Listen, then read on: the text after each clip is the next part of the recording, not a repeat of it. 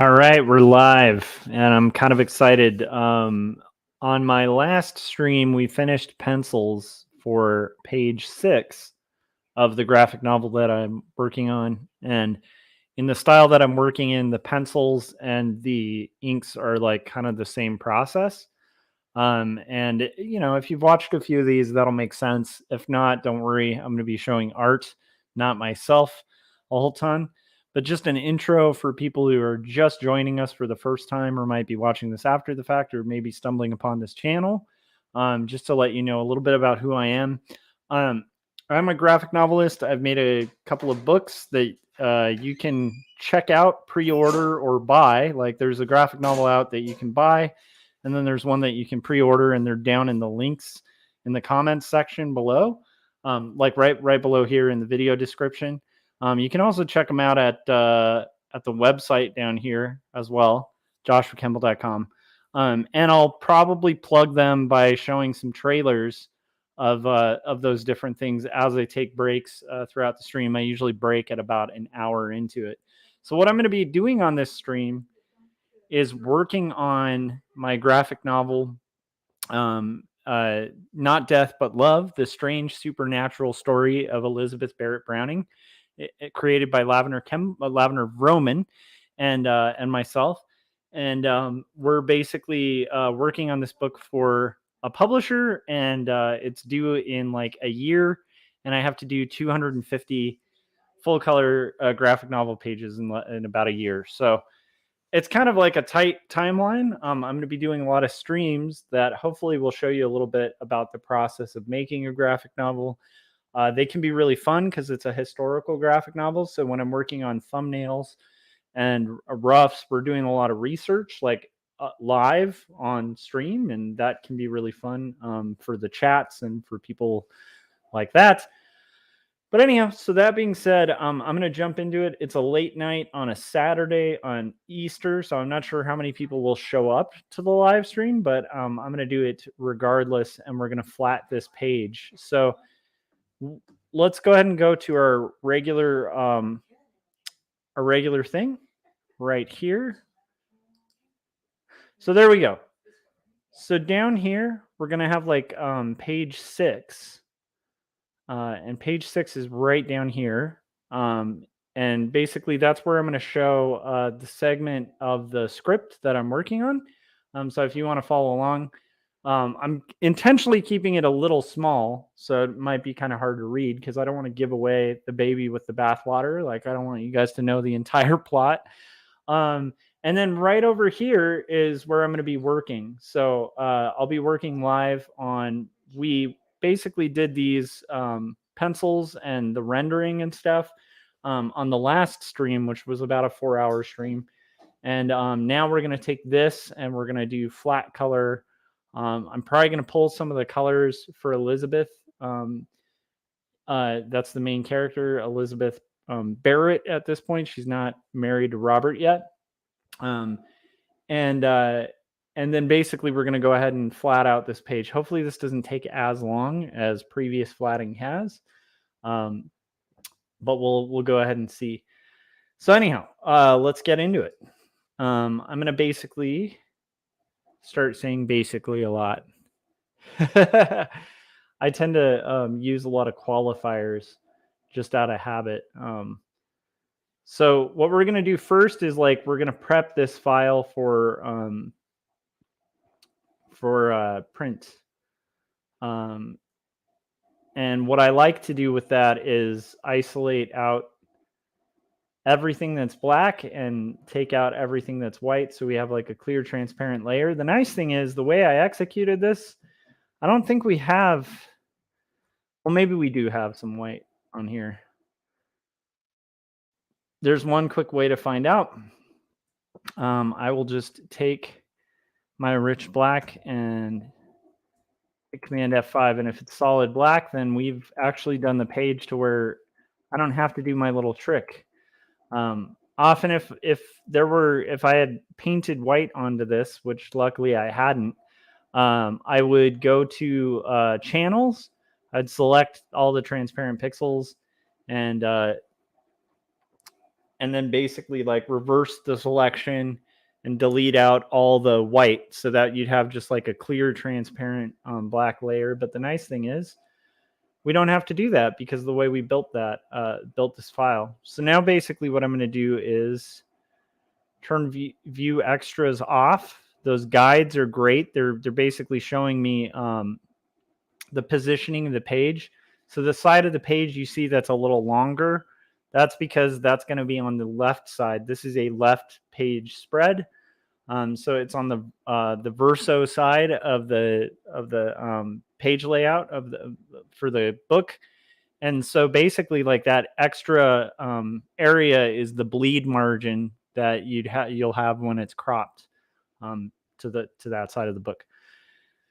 I know, exciting times. So here we go. We're going to basically save this. I think I'm going to save this as did I already save this as page? Oh goodness, hang on a second. We may be in danger territory here. Before I do that, I want to make sure that I have, because I think I've been working on this one, calling it final, and I don't want to do that. So I'm going to, hold on a sec. I know you guys can't see this on the screen, but what I'm going to do is go ahead and make a copy of it that I save as _pencils, which I should have done before. So that way I have that copy that's going to have all my layers and stuff like that. So now that I've done that, I went ahead and copied the file. Now I can basically do this and just hit Command S. We have this saved as page 6 final. We have our black layer, and then we have our background layer with white. And now I'm going to basically get in there and we're going to start coloring pages. Woohoo. So this is from my pitch page.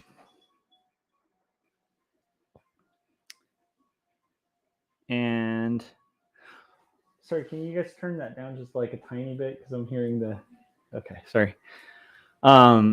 I didn't want you guys to hear the Nightmare on Elm Street music or whatever. Is that Nightmare on Elm Street? Oh, Halloween. Okay, so it had like that piano, the dun dun dun dun dun dun, and I also don't want to get copyright flagged for that music. No, it's cool. It's cool. It's cool at a like lower level. Okay, so now we have that, and we're gonna kind of go through. Okay, I have Elizabeth's skin tone, and we'll see what we can do here. For selections, I think what I'm going to do is go ahead and go up here to the line layer, and I'm going to select my outer edges, and at least we can try to rule that out.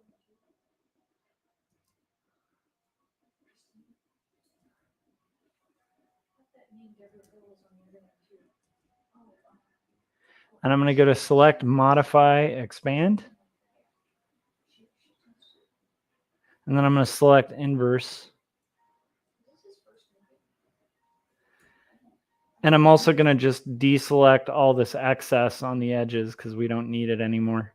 Now, if this were like just clean lines alone with no rendering, the flat coloring process would go a million times faster. But since I've isolated all of the tone and the line onto one layer, that's going to make the selection process a little more complicated.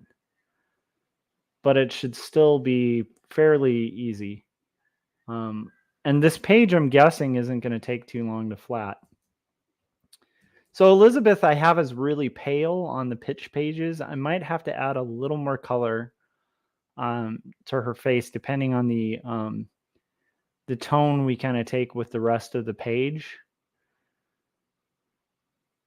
But we'll have to kind of see, because she should be relatively pale. You know, she at this point in her life was starting her addiction to laudanum,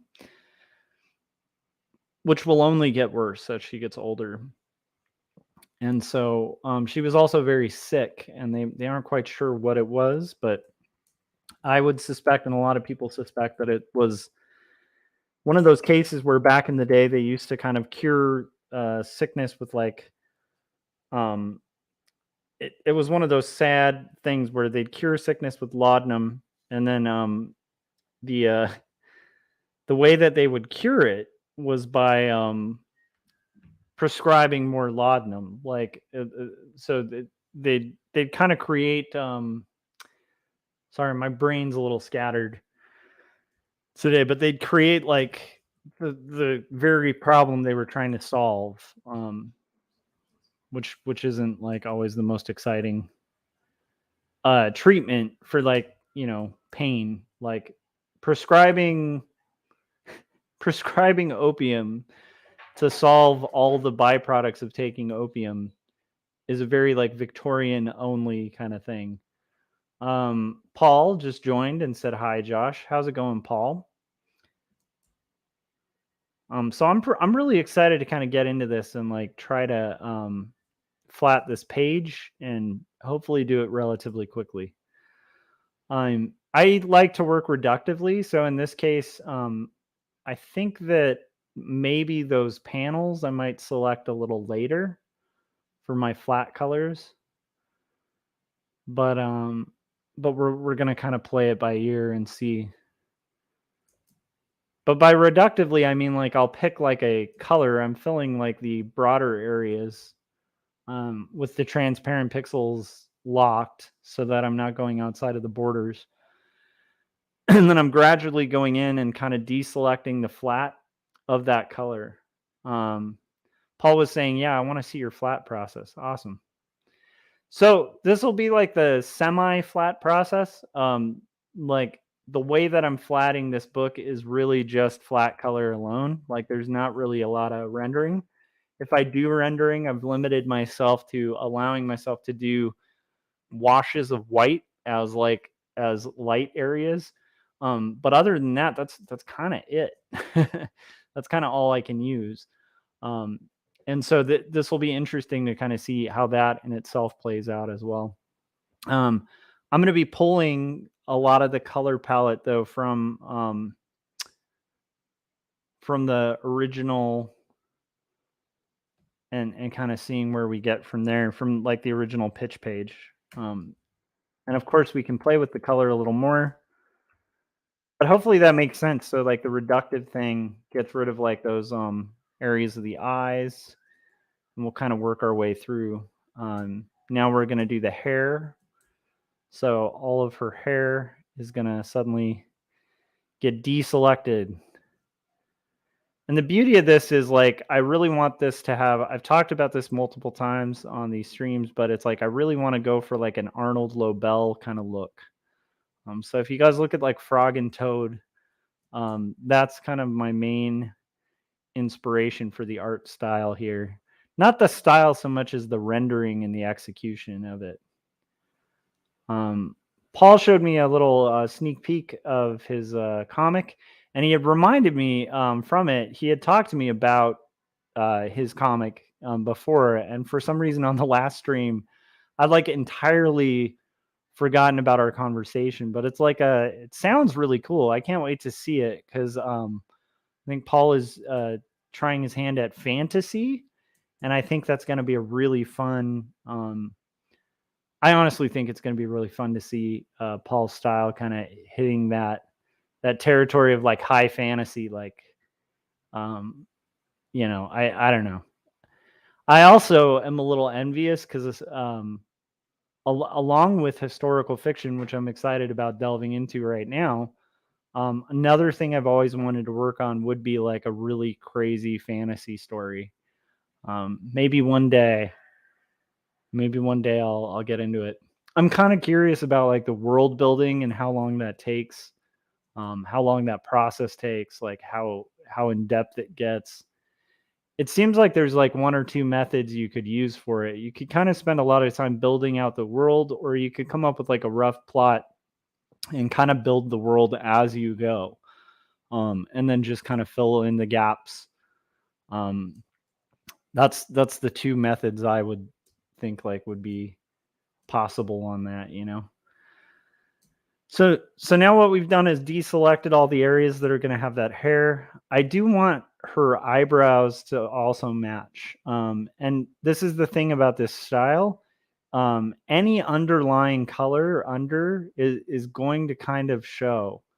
So I do want to make sure that even under the black areas, um, I'm kind of aware of like that transparency that's going to happen with the color.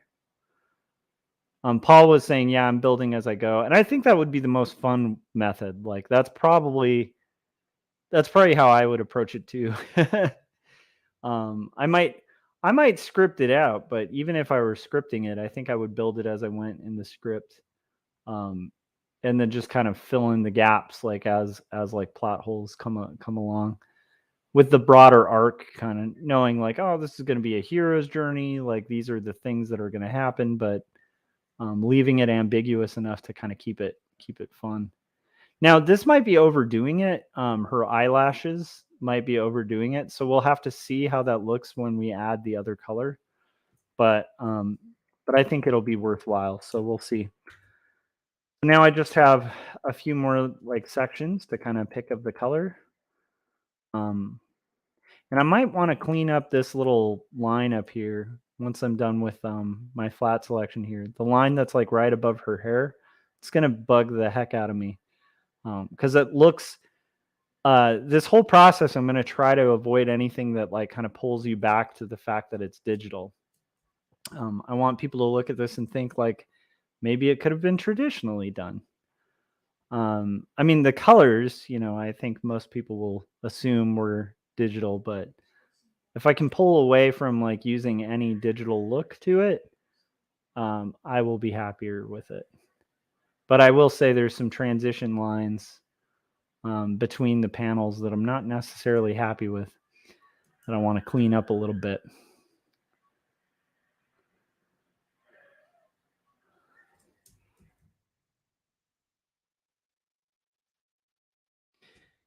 I'm looking at it with her eyes open. I'm already seeing, I think that I was overdoing it with the eyelashes. I think getting into the nitpickiness of the eyelashes being having a color underneath is probably going to backfire. So I'm going to deselect my selection from the first panel. And again, I think this will make sense as this goes. Paul was saying, I've got falcons that deliver messages around this world like emails. Yeah, I think that was like one of the brilliant things in Game of Thrones with like the birds and stuff, because like the problem is if you're doing a big like global thing, like it's a whole world of fantasy, unless you want to do 10 book long treks, you need some kind of device to like to kind of have things happen at a faster pace than they technically would in like a sort of ancient world, because otherwise you're just going to be like sitting there waiting, or just have to do a lot of like 10 years later they got the news, or 5 months later after the ship's voyage to pass the news on to the next continent.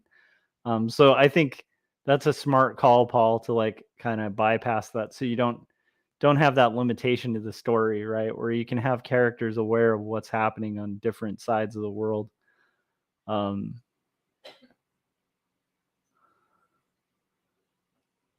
Yeah, that's definitely one of those things of like, if you're going to delve into fantasy, you got to solve that problem, like the mass communication problem. Unless everything takes place like in a very small world, and then maybe it's not as big of a problem.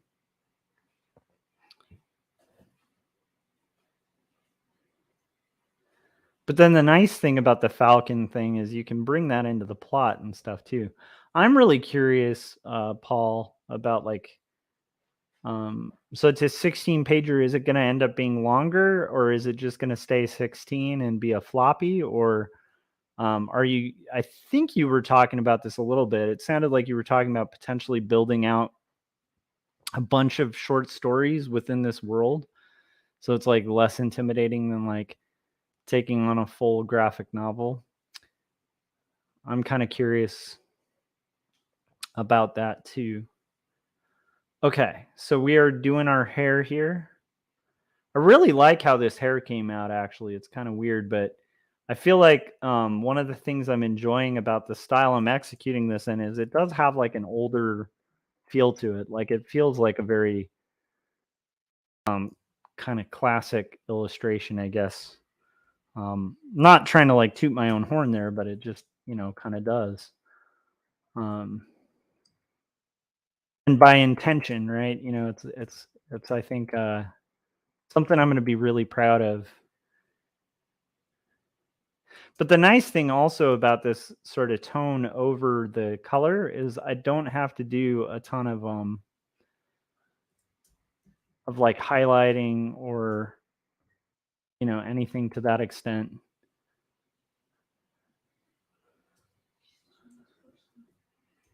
So now let's see.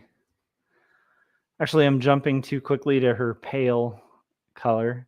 I do kind of think if her lips are gonna have like a mild pink, I probably am gonna want that to be for tear ducts as well. And probably gonna want to do the tear ducts as that. If this were open line art though, it's a lot quicker to flat. I know Paul could probably attest to that. Like when you're doing open line, you can kind of use those selection tools. Now, does that look too pale? I kind of don't know.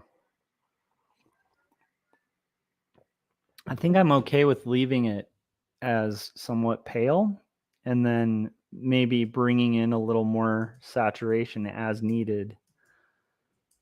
So let's try pale for now. Let's try pale and see if we can make it work. Oh my goodness, that was a bad selection.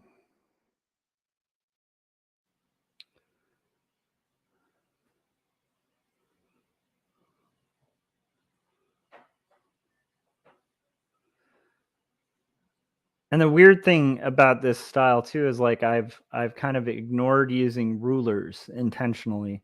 And I've talked about that before on like art casters and stuff, but it's like I do kind of think there's a neat thing in art where you can kind of break some rules like rulers.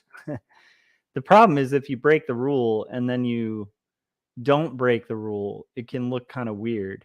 Like if you're in a world where there's no straight lines and then suddenly there's like a measured, ruled out line, then it makes it look like you didn't measure and rule out all your lines.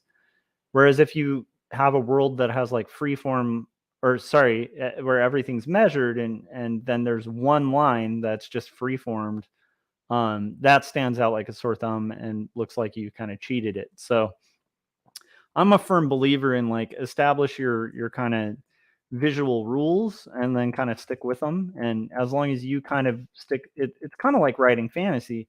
As long as you stick to your own world's rules, I think people will kind of go along with you for the ride. It's the second you start you establish some rules for the world and then you break those rules, that people are just like, I don't know if I buy this anymore. Um, if you're in a world where magic, let's say it was like a magic story that you were writing, um, and people can say the word like I don't know, blah or something. They say the word blah, and whenever they use the word blah, it kind of creates this specific kind of magic. And then you suddenly have all these characters, like later on in the story saying blah, but like it doesn't do anything, and they've followed all the rules. That doesn't that would make you doubt the magic altogether, right? Um, anyhow, not a hard and fast rule, but it's like something I like to stick to. And I knew when I got into this, I like freeformed panels a ton, and so I was like, I can't do that with Two Stories Book 2 because Two Stories Book 1 has like ruled panels. Everything uses rulers.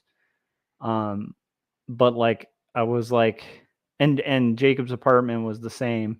So I was like going into this because I wanted it to have like an old Victorian feel.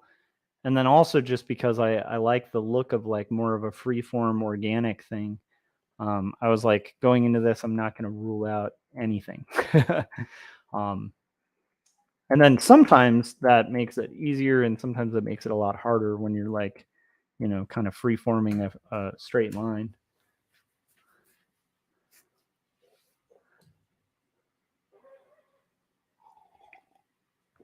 Yeah, I like Paul's method here. He said, I've got a map, I've got a basic plot like this country against that. Now I've got a script within that world. I've got falcons that deliver messages around this world like emails. Yeah, that's smart. That also sounds like a fun place to be. So now we've got Elizabeth's lips. We've got all of the area that I want to be of her. I think now I'm just going to go back to the white for her gown.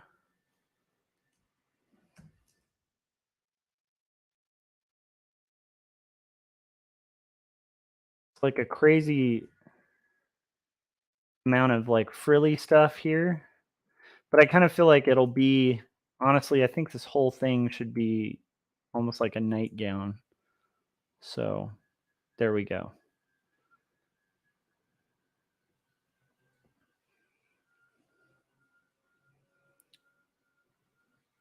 The interesting thing about women's clothes that I've seen from this era is it seems like the sleeves, like the openings of the sleeves are like these crazy long, like very like wizard like sleeves. Like they have wizard sleeves basically.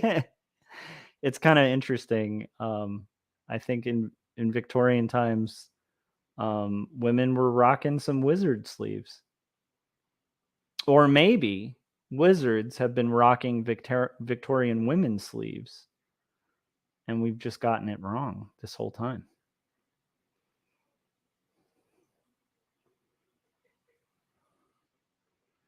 All right, so we're kind of getting through this selection. I might change my mind on some of these colors too. So far, I think we're good. Okay. So there's a couple things. I probably will do. I usually pick a color that's very off from the colors that I've selected so far. And in that case, I just know, like, when I look at my flats, it's like, okay, I know what I need to select. Because it's like this giant blaring thing. But this will also be helpful because before I get further, I want to get back to my rich black, which is 50, 50, 50, 100. And I want to get back to that and go into this layer and just do some real quick fix ups. Because, like, that kind of thing to me takes me out of a story. That might just be me being kind of nitpicky, but to me, I want to see, um, like, I want to see that like blend better. I wouldn't want to see like a really obvious little area where we're seeing the clear deterioration of the line because it's digital. And so I'm just trying to kind of make up for that real quick. Again, I don't want to be nitpicky or whatever, but it's like little details like that again, like that's going to take away the pet peeve for me of that. I don't think any of that's happening up top, so that's good. Okay, so now I'm going to lock that layer again. And then we're going to get back into it. And this is going to be bit of, like, most of the time is just going to be figuring out how we color this page. So I have a couple things. One is this whole section. I can deselect this. We're kind of just ruling out different items.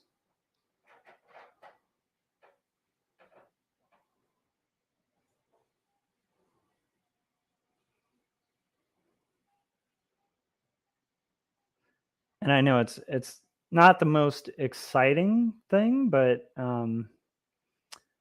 this is my process. And I'm kind of excited because I think this page is going to take a lot less time to do than the previous. The previous page was like 3 really detailed cityscapes. And so what that equates to is like, dude, you're basically stuck kind of rendering out flats for like every single building. Or you could do it in more of like a single color look, but I felt like especially with the color style. Excuse me, I'm gonna have to take allergy medicine too. I have to take it twice a day during this season. It's like it's the worst season to have if you're an allergy person. If you're not an allergy person, you're probably like doing great. If you're a person who gets allergies this time of year, it's just like a very unfun experience. And I know that's why people tune into this live stream, is to hear about my allergies. But yeah, so we're gonna go in, and as tedious as it is, I'm going to select every single one of these different scrolls. And while I'm doing this selection, I'm literally holding Alt, which means that I'm subtracting out of my broader selection. So now, again, if you're using open lines, there is absolutely no reason to do it this way. If you had just open lines that are aliased on the edges, then just use your magic wand, click the areas that are empty, expand by 1 pixel, so like you're underlapping the line a little bit. And then you have to do a little bit of this if there's like areas where the detail's like a little hard to kind of select.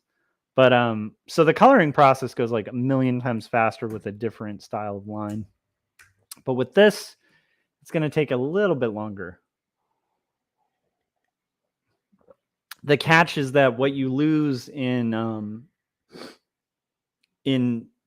that realm, you gain in like the fact that you don't have to do any real rendering on the line. And then like under the lines, because the black and white is basically doing the rendering for you, which I really like.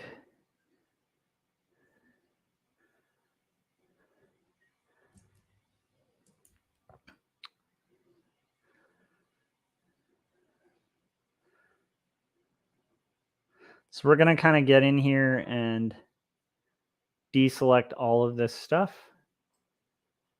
and kind of see how far we can get.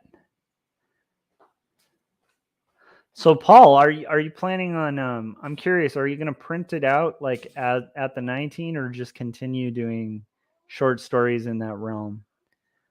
I'm really kind of thrilled to see what you do with it, man. Also, you will definitely have to like let the art casters know or something. We can have you back on to promote it when it's ready to go. However you're going to kind of release it.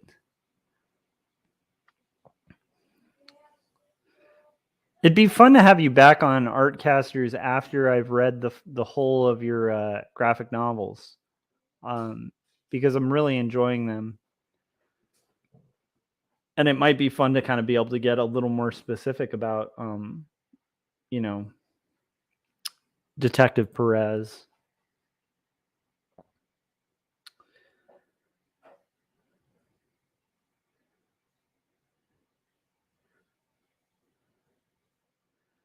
So, all right, we're getting into the fun and tedious process of color selection.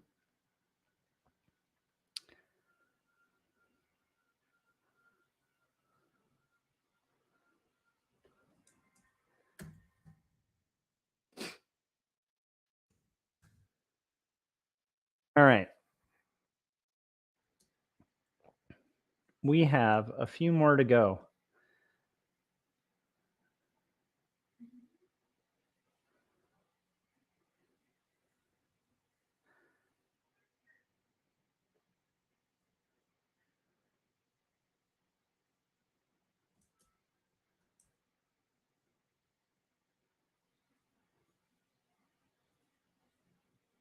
So I've been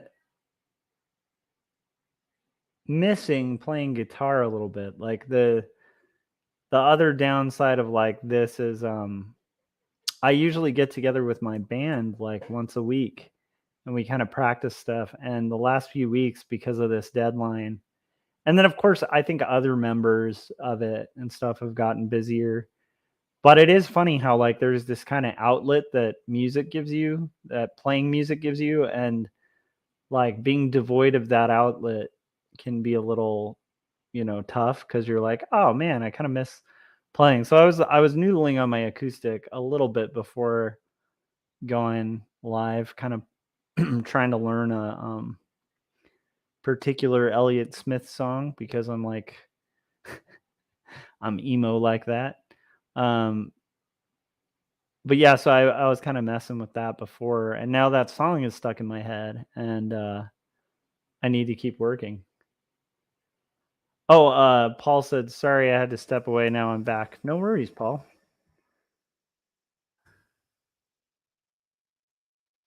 But yeah, so we're let's see, we're making some progress here. We're just gonna kind of select all this text, the most thrilling, exciting text boxes ever. I actually really love drawing old kind of scrolls like this.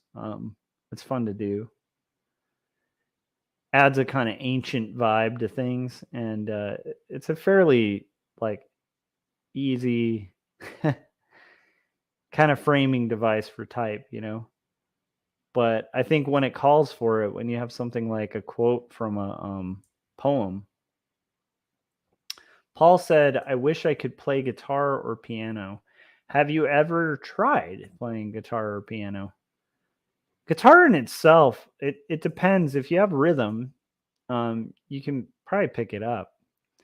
And nowadays, like I'm a little envious of like people who are picking up an instrument now because you can literally like get like Fender Play or something and take guitar lessons online and learn guitar like probably and probably, if you're coming from a place where you haven't played, you might be able to learn better and faster than anyone from my generation. Um, where it's like, because I've already kind of know what I'm doing, that's a plus and a minus. Like the minus of that is if I tried to unlearn like bad habits that I've been doing for like 20 years or 15 years, like that's going to be close to impossible.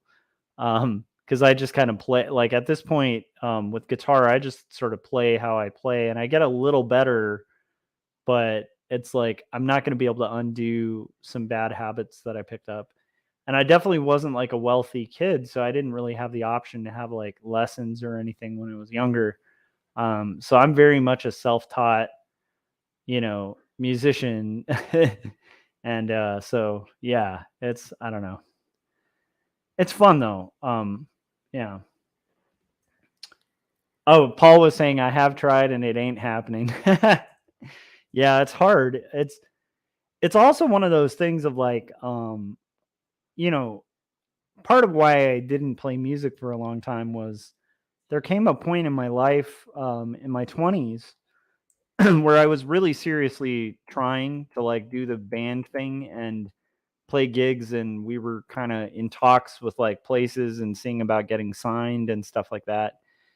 And I had this sort of existential moment where I had to kind of pick like what I was going to pursue. Was I going to pursue music very seriously, or was I going to kind of put that to rest and get an art degree and take college a little more seriously? And I ended up kind of picking the college, and the music sort of took a back burner. It was only like really maybe 4 or 5 years ago where I felt like I still had a guitar, kind of hanging around, a couple guitars hanging around the house, and I would strum one every once in a while. But in general, it was like something I had kind of put to rest in myself, um, because you know, like luckily I'm, now in a scenario where it's just kind of fun, but it's like it can very quickly like become a very time consuming thing. And with, if you're already doing art like that, that can be a real, just real problematic thing. Okay, we're getting closer, guys. We're getting much closer. Now I picked that brown to kind of figure out where I want to go further. I think I want to pick her skin again, and I want to kind of get that light source of the fire. So let's see what we can find here with the light source of the fire. Whoa. Okay.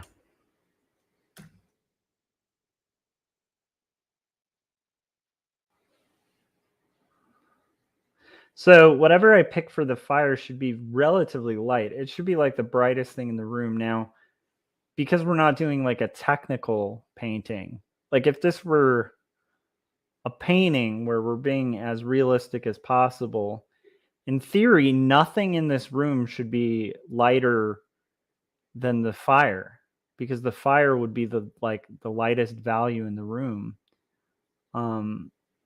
That's just true, So now I need to kind of find a way to sort of cheat that a little bit. Now I also want to know whether I should do fire that's red, or if I want to do the fire as more of a yellow. So right now I'm just kind of teasing both and sort of figuring that out. Probably spending a little too much time on it. I kind of like it as like a warm yellow. I'm going to go a little lighter. Oh, that's a little too light. I might go about there with it, but maybe it's a little more saturated. So I'm going to eyedrop this. And because it's yellow, I never mess with yellows that aren't like CMYK proof, because if you do like a muted yellow even, and there's 1% of cyan, when that thing goes to print, you're going to have green. But again, if that's the yellow you want, that's fine. But it's like, I don't want, I want to make sure I have 0 in there. I also like to kind of round up my CMYK numbers by like 5s. That might be a weird obsessive thing, but I've found that makes color come out a lot stronger. So when I'm able, I'll kind of round those by 5s. Now that I might go in there with some white. Paul said, I took some piano lessons for a minute. It's supposed to be good for my Parkinson's. It was fun, but it would just take such a massive effort to learn. Yeah, that's the piano. I could bang around on a key to like make a tune or something, but I don't think I could. I definitely don't know piano. I'm trying to kind of think. Okay, let's move out from the fire.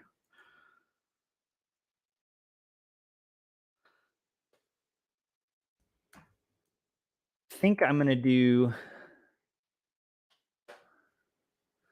So that grate under the fire is gonna be like a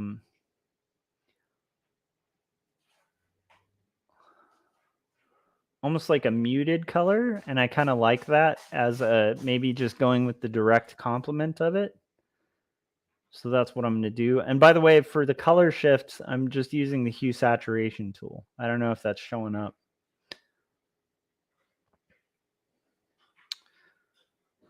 Thanks, Paul. Paul said that looks so good, man. Thank you. Yeah, it's going to be interesting to see how far we get, Like my hope is tonight, I want to finish this page. Can I do it? I don't know. That'll be a whole other thing. I also want to use, I think this is going to be the same material. We were joking earlier that it's just 100% pure lead because it's the Victorian era where everything was poisonous and dangerous. So I'm going to stick with that idea, and it's just going to be like the color of a lead pencil. And then only people who've seen this stream when they read the comic will know that's lead, dude. You can tell your friends. That right there, that's lead. They'll be like, no, it isn't. You'll be like, no, no, no. I saw the stream where Josh said that was lead. Okay.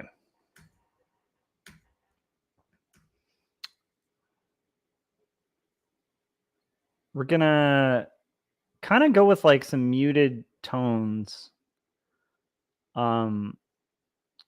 That I need to figure out. I think those are white bricks. That's the catch. But if I do white bricks, is that going to be too much white on the page? Let's find out.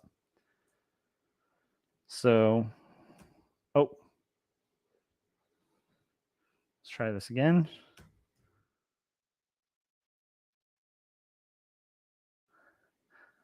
Yeah, Paul was like, it looks done to me right now. That's awesome.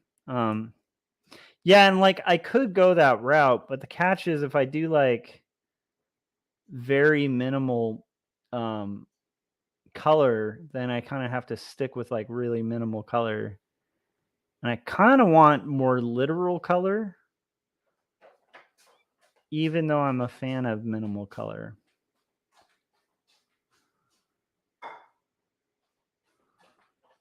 Like I do love in old Marvel comics, how like one color would just function as like a solid for like the entire thing.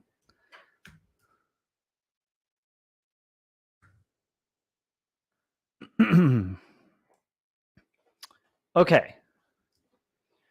We're going to work in big chunks here. There's another thing that I'm going to want to be white, which is going to be this clock face.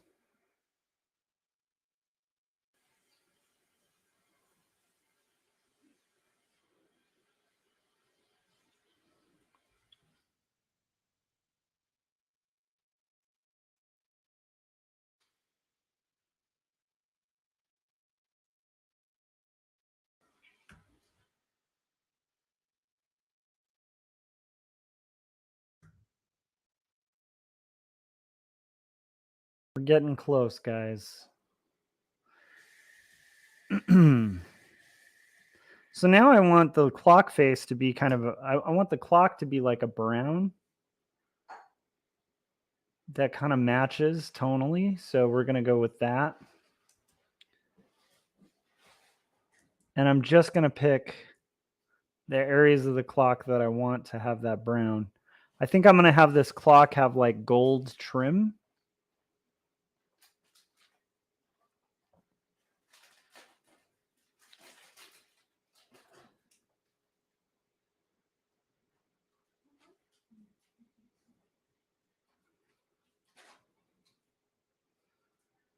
So we'll get in there and kind of make that happen in a second. I do want to show, Paul, I don't know if you saw me flatting before. I do want to show you the utility of flatting like this when it comes to like, if you did want to add rendering, a little bit of like what the advantage of this is. If this isn't how you work, if that's something you want to see, I can do it. If it's something you already know how to do, then I'd rather continue kind of. But I also wouldn't mind kind of showing you like how you would, at least with this technique, like go about sort of making that sort of thing happen. But yeah, just let me know in the chats or whatever if that's something you want to see. If not, I will continue kind of pushing forward.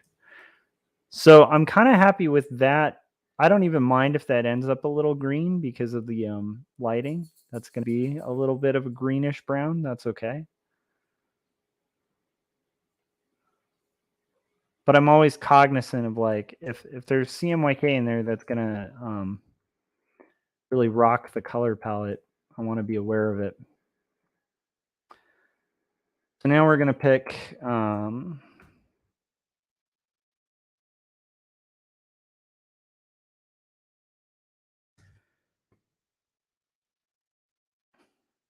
Oh, yeah. Paul was saying, just keep moving. I think I have an idea of how it works. Yeah, I mean, basically, when you're done, you just can use these like large flat shapes as a selection, and then you can use your selection tools to kind of create the shape. Use hue saturation to either do lightness or darkness, and then mess with the saturation and levels for like light areas or dark. If you wanted to do like a step further and do cell shading. Um, I learned this technique from an instructor of mine years ago named Rick Reese, who is now like the chair of the Cal State Long Beach illustration program. Um, but he had learned it working in house at Bongo. Now, keep in mind, the way that you'd be doing this if this were like Simpsons comics is a lot different, right? Because that's a scenario where you have open lines, like you have like just solid black and white lines that again are like aliased on the edges, and so your selections can mostly be done with like the magic wand in that case, which is super rad. um, but when you have to manually do it, that's where it gets a bit tedious, but that's okay.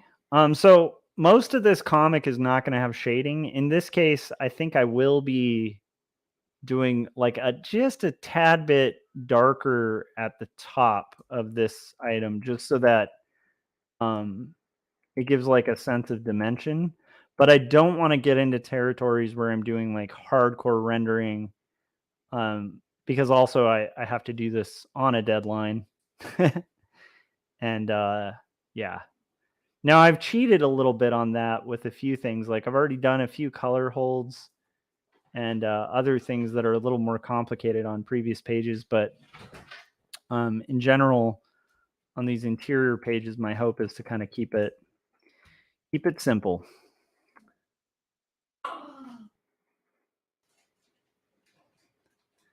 But I do think like one little stage darker for that might be more than one little stage.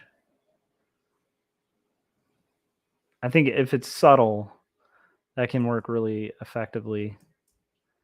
It's funny to use the light source coming from the below, because we're so used to having our light source kind of come from above. It's an interesting kind of change up in the way it can, at least for me in thinking, to kind of think about that. So I'm going to try. I want to go back to this this brown here. And I want to use that for this stand.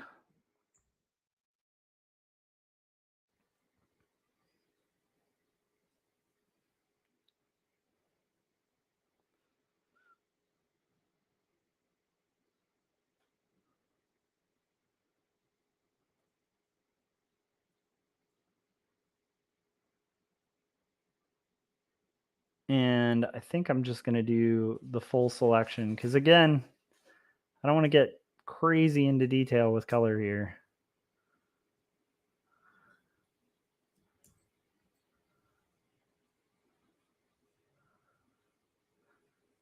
And on this, I'm going to go back to that Polygano lasso.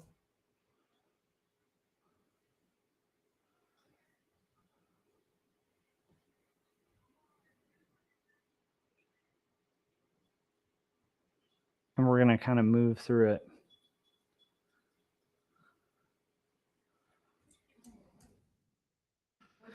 Okay.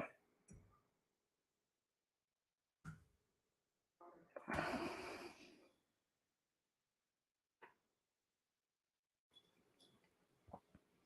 going to want this to be the globe, so it's going to be a bit of a blue, but I want it to be a little bit of a teal,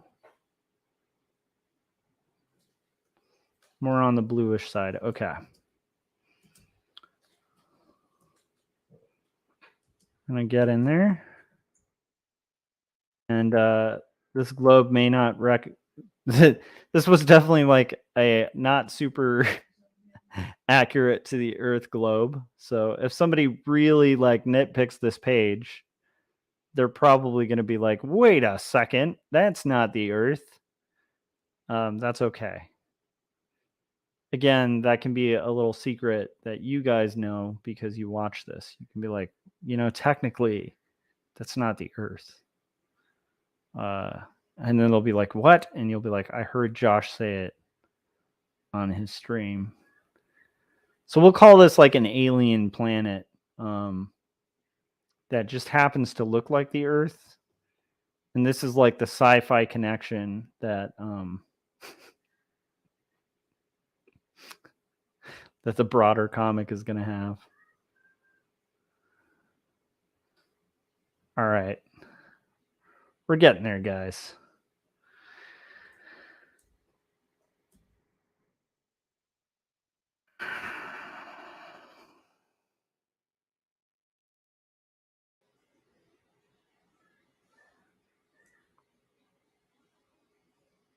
Yeah, maybe this can be a deep cut, like, yeah, it's a Vulcan universe. Exactly. It's the deep cut tie-in to where the last 10 pages of this are going to reveal that it's actually a sci-fi story. Okay. I'm going to have to adjust that a little bit. I don't like that this is so close in value to that blue.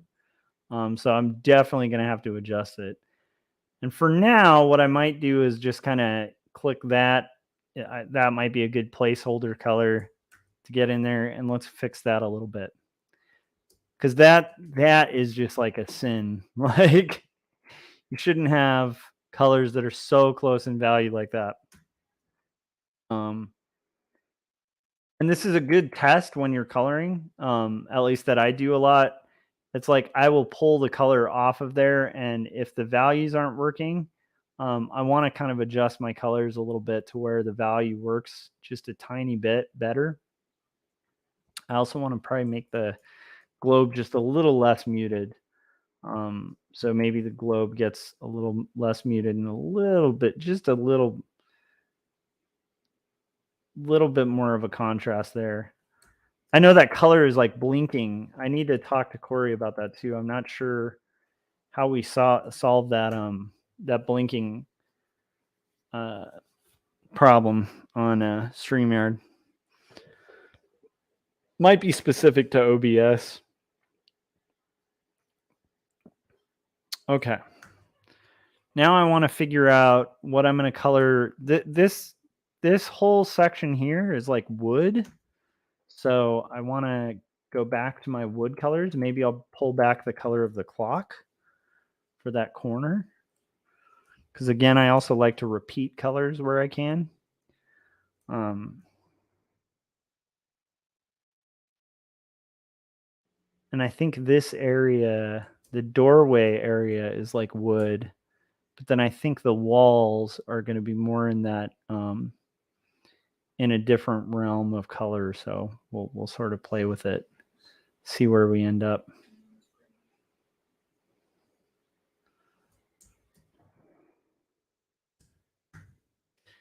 I do want to go back to that that color. And I think we are at the hour mark. Can you believe it? So we're making good progress on the page. While I am going to go take a break for 2 seconds, and while I disappear to take a break, I'm going to play for you guys. Paul said, introduce vampires the last 10 pages. I love it. Okay, so I'm going to go ahead and put a trailer on for you guys that is for Jacob's apartment. So this is a trailer. It's going to say on the trailer out this May. We ended up pushing the release to June 7th. And that had to do with like the paper shortage. But luckily it's coming out very close. But June 7th. So when you watch the trailer, just remind yourself it's June 7th. But okay, here's that trailer. And I'm going to go get a refill of my coffee. And then I'll be back to push through and make this page happen.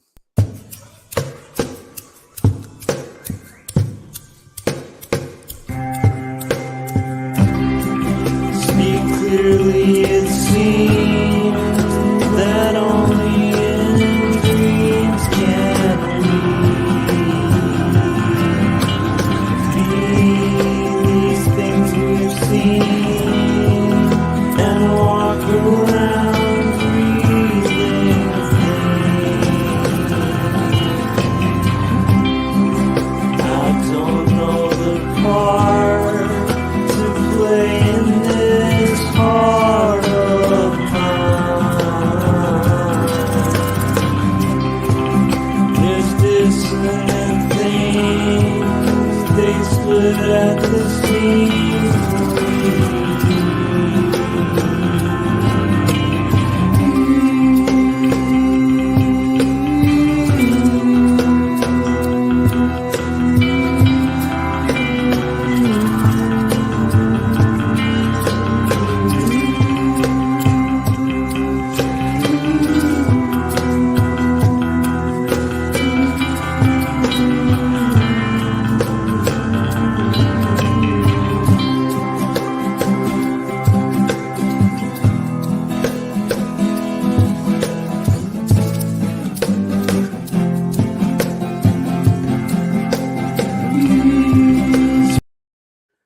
All right, so that was the trailer for Jacob's Apartment. Hopefully you guys enjoyed it. If you've seen it before, hopefully you're okay with me promoting my own comics on my own channel.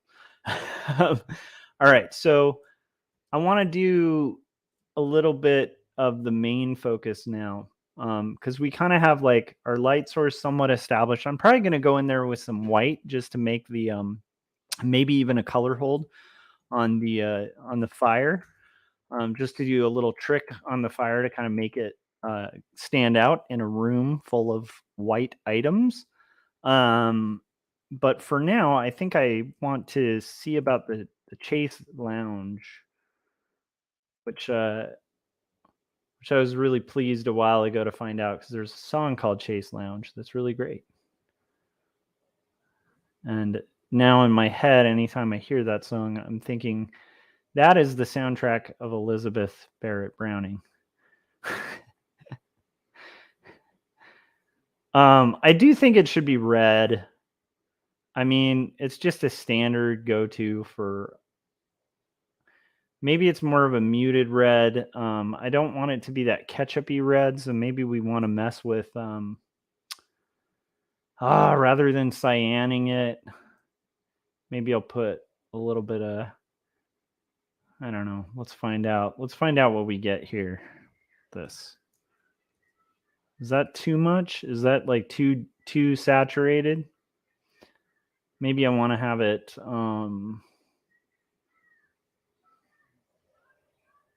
maybe I want to have like more of a, let's see. We're going to kind of mess with this to see. That's too much. I might need a muted one. I might need to have like a little bit of ketchup in there just to like make it kind of blend with the palette. All right, we're going to go back. We're going to go back. We're going to step backwards here. Now, if I were thinking in terms of like trying to make something that would stand out, I could go like with a direct complement to Elizabeth's skin tone. That's going to make it kind of pop a little bit, but I think a red is still a better bet with the what the color of that would be. So I think I want to do that more of a reddish orange maybe. And yeah, I'm not going to go with a complement of that color.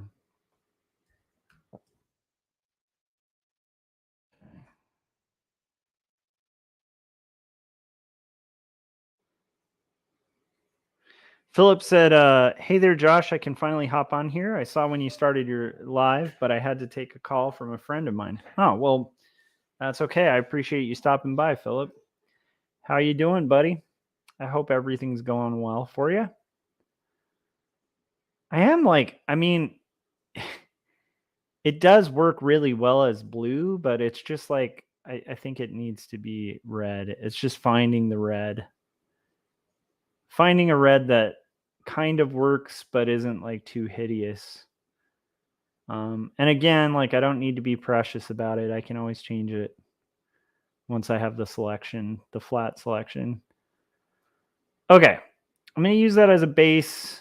I'm going to think about trying to maybe pump up the saturation a little bit, take a little bit of the cyan out, even though the cyan, it's a pet peeve of mine to have any cyan in there because it like starts to purple it, but that's okay. Let's try this tone, see how that works. Yep. I'm like one of those weird guys though. I like to get in there with my CMYK sliders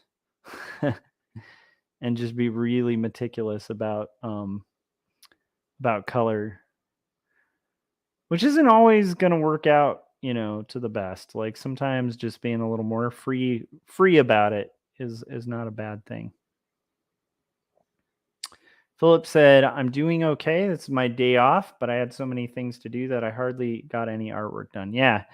I'm like very kind of like we're doing a lot of we're going to be busy tomorrow, so I think that a lot of my afternoon and early morning, like a little bit before noon, is going to be pretty much hanging with the kids and doing Easter stuff, which will probably be like the last really decent kind of break I get for a while. So I'm going to try to absorb it and then probably work late into the night. That was a bad selection there. But I empathize because sometimes there's just days where you're just not going to get to the art table, and that's I don't know. I mean, I'm sure Paul also understands that. It's like those days where you really want to work on art and you just can't get to your art table. That feels to me like the life of an artist. Quite often you're wanting to get further on the work and you just can't.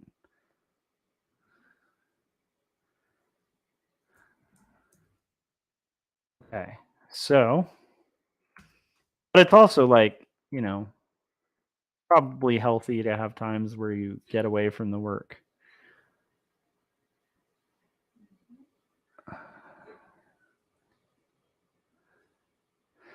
So I'm thinking that's a little much, but I kind of like that tone a little bit for the pillows because that does get into that complementing her skin a little bit.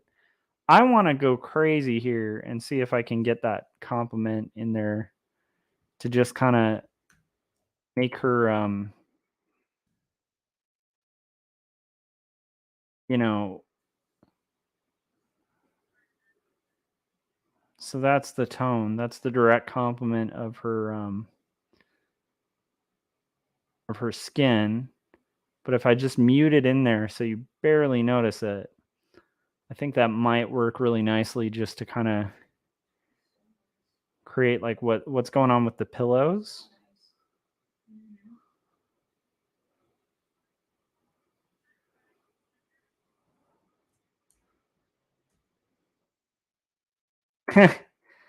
Yeah, Philip was saying 1:30 a.m. and I'm like, I finally can start art. Yeah, I've been there, man.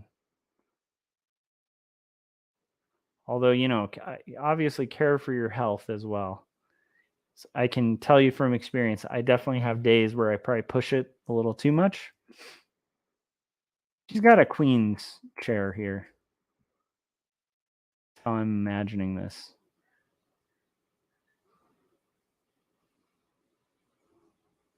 Now, this color palette, I am pulling just a tiny bit of my thoughts on it from that movie, The Barretts of Wimple Street. But I will tell you, I'm like really trying to steer clear from a lot of stuff. The one thing I thought that movie got somewhat right was like the Chase Lounge. Um, from what I could gather. I also realize that I have done a mistake here on the flats. And so we're going to kind of go in here and correct that, because that actually should be, here we go. That should be this.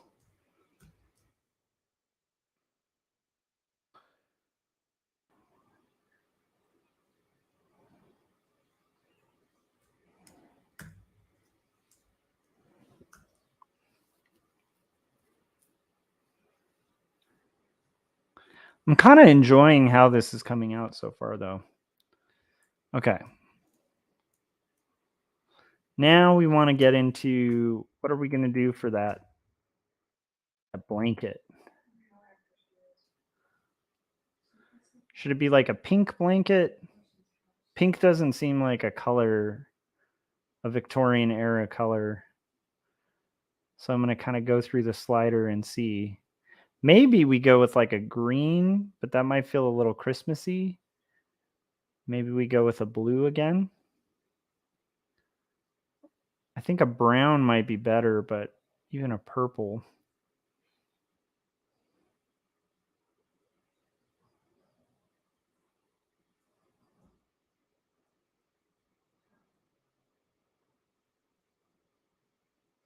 Yellow is too much. I mean, maybe a brown, but it's going to like be pretty boring with a brown room. I'm going to do a quick Google search. I'm also going to hit Command Save. Philip said, that's turning out beautiful. It looks like a painting. Thank you, Philip. I appreciate that, man.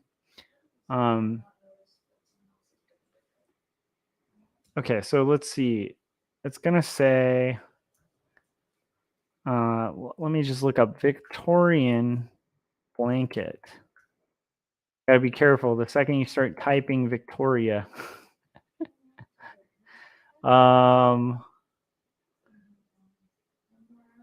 It looks like there's a lot of greens. So maybe that isn't too Christmassy. Because that would work with the red. What do you guys think? Do you think green is too Christmassy? I feel like maybe the green is the right route to go.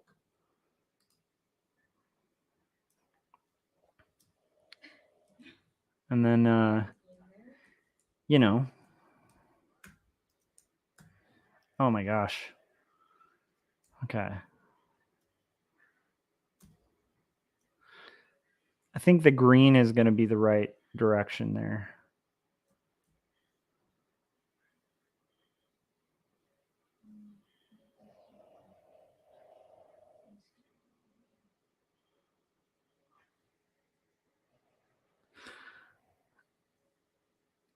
Man, it's funny how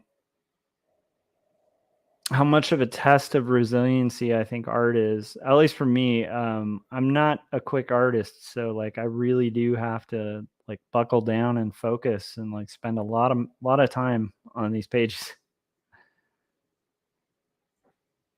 Nice. Okay. Philip said, I'm not really getting a Christmas vibe from it. That's good. Because from what I saw of Victorian blankets, it kind of looks like actually that was a pretty standard color. I did from my 5-second Google search. So therefore it's accurate. I did my research. I'm kind of joking because there's a trend of people thinking that's research. Then again, I don't know, like I love the internet and you can find some really cool stuff. Okay. The internet is great and it is speeding up this process. So who am I to belittle the interwebs? Okay.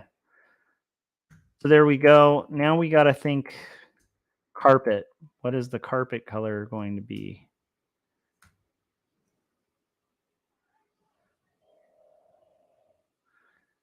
Now, if the carpet color is like kind of a little more on the red, but it's like a deeper. Yes, I like this. I don't know if that's like too much though. I don't think that's too much. I'm going to assume that's not too much. People think it's too much, they can not do well. It would be funny to color this like like I have like a real love for this book because my son was really into it, but the Goodnight Moon books, the color palettes they picked are so insane. It's kind of a brilliant book, even the color of it, but it would be funny if like I just used like these strong crazy yellows and um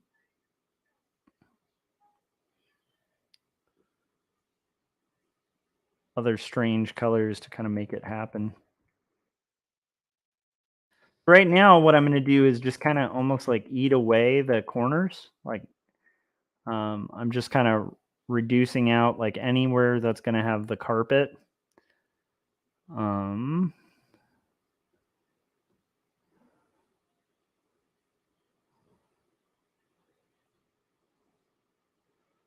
and we're going to have to see like how much freedom that allows.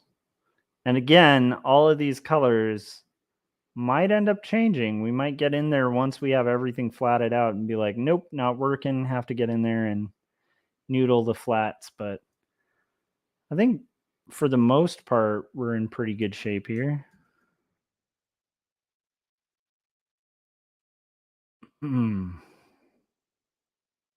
go ahead and carve that section off. I think that's pretty safe.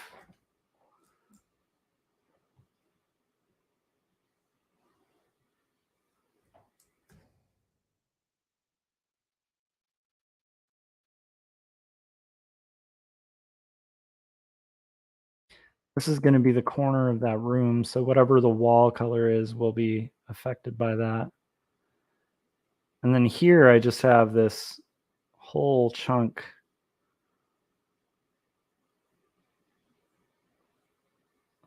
Luckily, again, like this shouldn't be as complex as the any of the pages we've done so far because it doesn't have as much environment.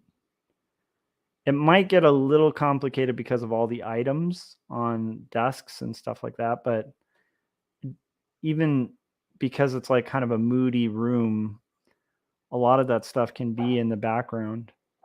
I mean, technically I could get away with like probably just making it like two colors or something, but I want to give the appearance of this being a lot more complicated than it really is. I'm already not even too sold on that color, but because when I see that without, it just feels a little strange. So hold on a sec. I'm going to do this real quick. That's just going to show me the areas I still need to color.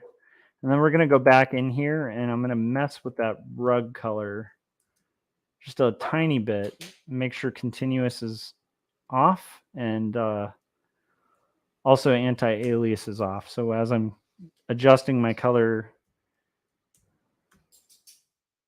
I might have been too quick to pick that as the rug color. Maybe it is like more of that blue or purple.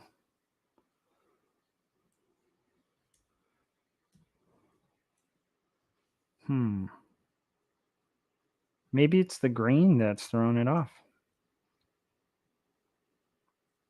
What we could do is try to go with a color that's more analogous to the green.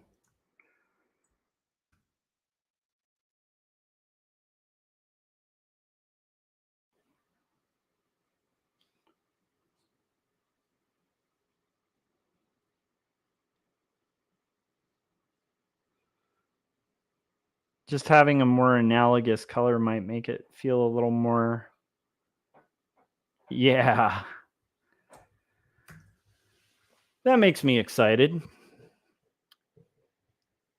Okay. And let's continue. Let's get back to those crazy magenta areas.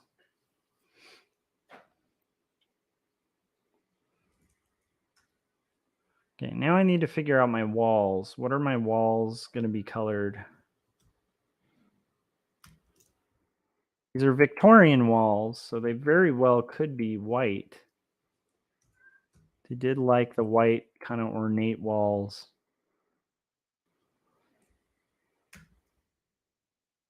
Right now I'm just paying attention to that wall.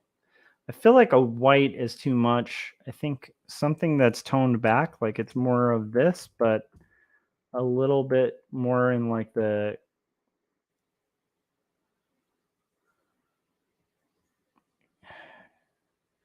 kind of like a cream.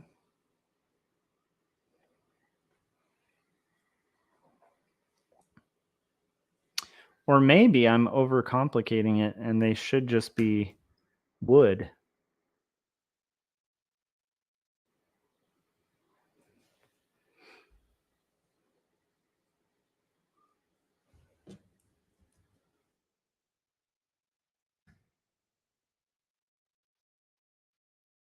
I think I just needed more saturation. Okay, I need to do another Google search.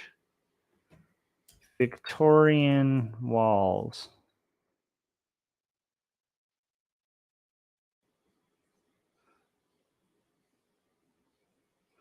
Ooh, they had like these kind of strange green walls. That might be cool. Maybe it's like a green room that just a little bit lighter or darker.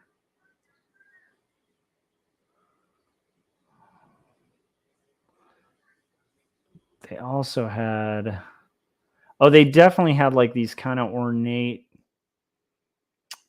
Okay. Okay, I think I've got ideas now.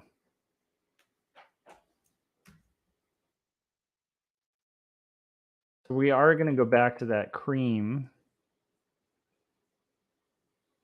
but I want it to be more in the yellowy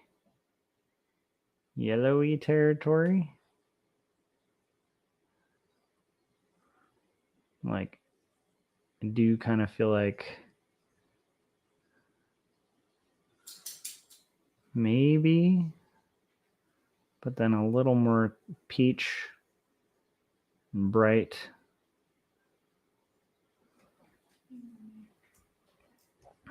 Does that clash too much?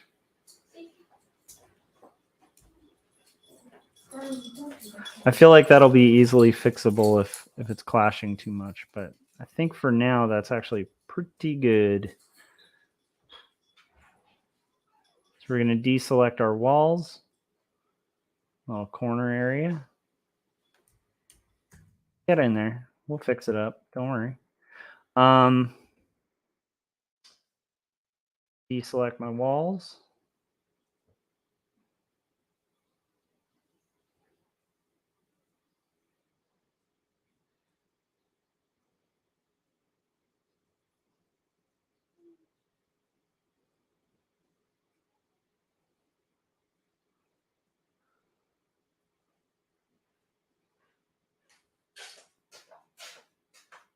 And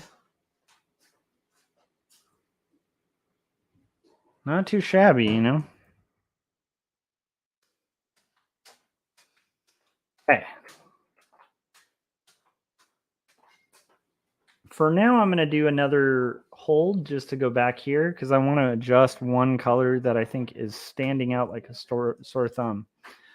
So I want to actually bring this more into this realm, because if I'm designing this, it's going to have more of like the same wood as like this installed fireplace, which would make a lot of sense. That was throwing me off. I also want to adjust this so that this is that darker shade of brown. So it's just clearer to kind of see what we're dealing with here. Yes, much better. Okay. Back to my magentas.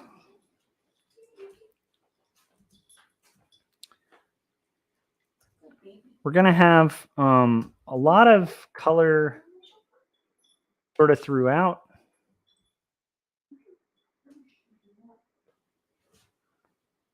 So I want to have red and red roses. Let's see. Maybe red roses are too much. We'll see. We're going to have green. It's just going to be a theme. But again, like a rule of thumb, I think I've mentioned this before. If you bring in color to a illustration, you generally want to bring it, especially when you're dealing with like flat color like this, you want to kind of bring it into 3 different areas of the illustration. And generally you want it to be like 3 slightly separated areas, not 3 areas that are like right next to each other. That's if you want the color to kind of sit inside of the composition and not like stand out. I mean, you could do like the startling color technique as well. But okay, for dirt, I'm wondering, we'll see. The dirt should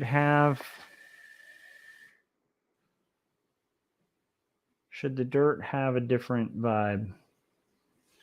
I also don't like that this stray piece isn't matching with anything. So I selected it. Okay, for the dirt, maybe the dirt can bring back this color. Yes, I like that.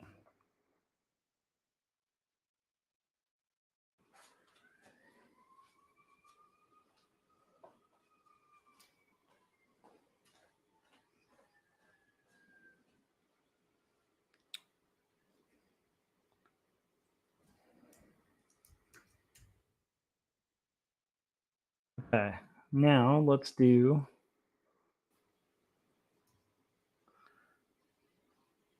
Okay, I want to have this for the laudanum bottle. I'm guessing those were kind of darker.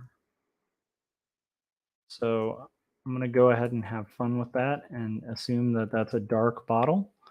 I think the label is going to be a different color.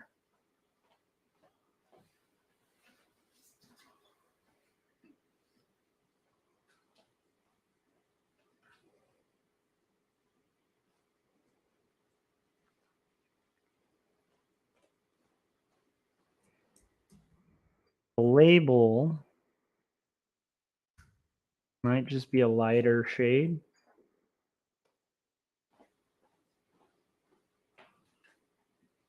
Of that color. As well as the spoon.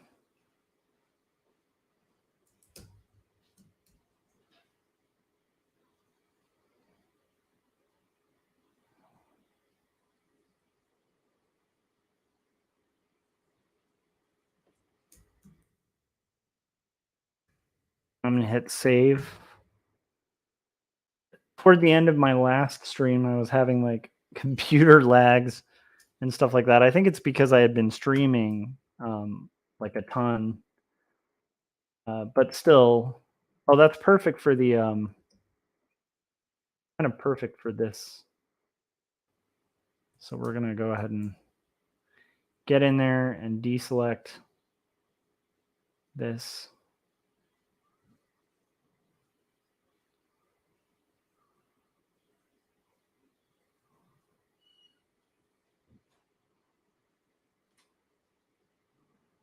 Deselection. Okay. Now I want to think, what color would that be? That should be kind of, maybe it's a white. Maybe that would draw too much attention to it.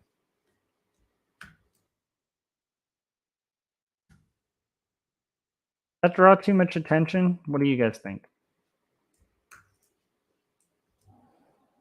Looks a bit like poop in a toilet bowl too. I don't know if we want to have that feeling. What do you guys think? I don't know. I do kind of like that it brings the white throughout a little more in the composition, but I think that draws little too much attention to that. So we might want to go with a different color. Maybe that can have like a blue to it. Like that's tying in the globe blue. I think that works better. We're going to go with the globe blue. We'll see what the chat says, but I kind of think that the toilet bowl wasn't necessarily the best route on that. Oh my gosh, you guys, we're getting close. We're getting close. My back's starting to hurt a little bit, so I'm going to disappear for 2 seconds. But I'm not going to play another trailer because this is only the 30-minute mark, but I definitely want to make sure I'm not like throwing out my back as I'm doing this crazy stuff. So I'll be right back, and then we'll figure out what to do with that bottom section. Actually, while I'm breaking, I'm going to go ahead and do that just in case the selections get deselected somehow or something like that. I can always come back. But I do like how it's coming out. I think her skin tone might need to be a little deeper. The page that she had the skin tone on, it kind of made sense because she was at a table that was like a seance table, and it was next to other people with like normal skin tones. So it was like kind of highlighting that she had much lighter skin. But I think that this might be just a little too pale, even though she's supposed to be slightly pale. And I'm still torn on that blanket color, but we'll kind of mess with it. So I'll be right back, and then we'll kind of get into it.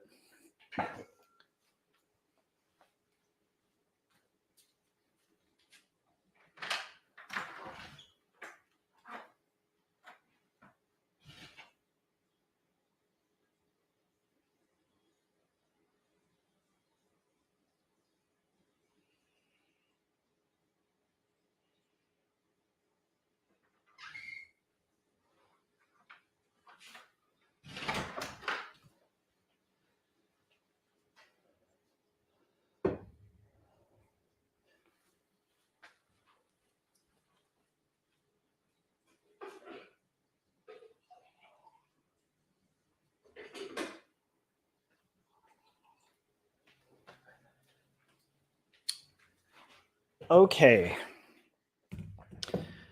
Man, that would be awesome if I actually finish early. It's like a fantasy of mine now to like go to bed on time. That's a strange occurrence in my house. So we'll see. Okay. So I'm gonna go ahead and get this plant that's out here in the distance.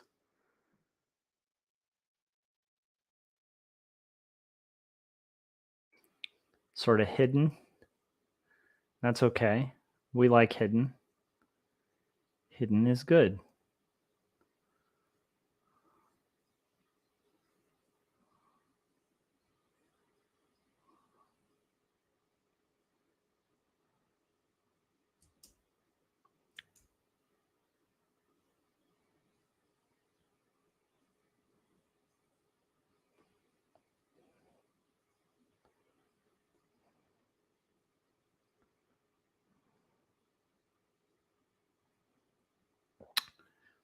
We're deselecting some plants, you guys.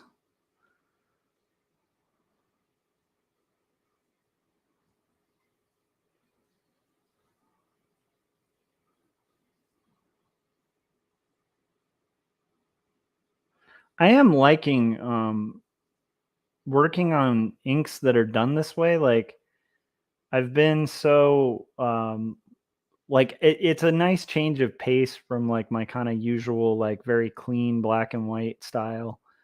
Like with Jacob's Apartment, it's a much more like open line, not open line, just like more of a contour style with like thick and thin lines, very much like simplified, like you're kind of supposed to in comics. And then I diverted from that with Two Stories, where it's like a much more kind of rendery, crosshatchy style.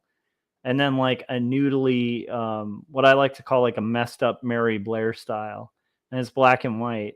Um, and so it's kind of fun to work on this thing that looks like way more rough and organic. Like it definitely fits. I think all of these styles fit my personality, and I think the drawings are always going to look like mine. But it's I'm excited about like kind of switching it up a little bit. It's kind of a fun prospect to like do.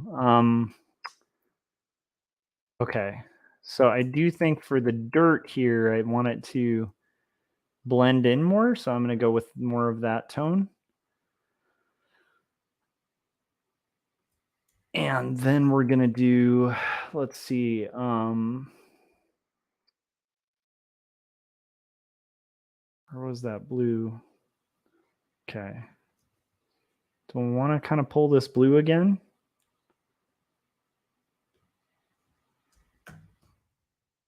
Yes, I do.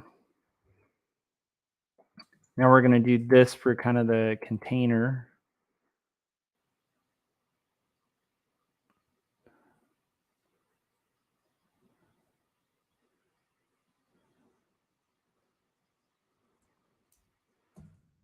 Now we're going to do that brown again.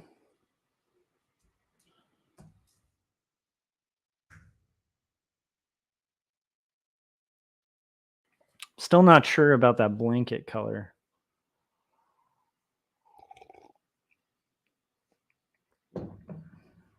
But I'm going to think about it as we go, right?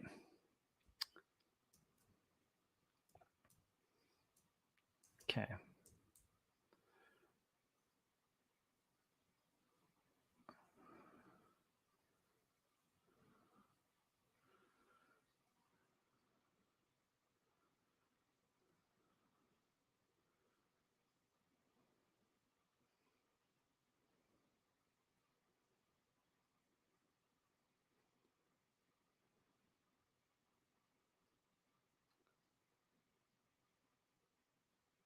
Let's see.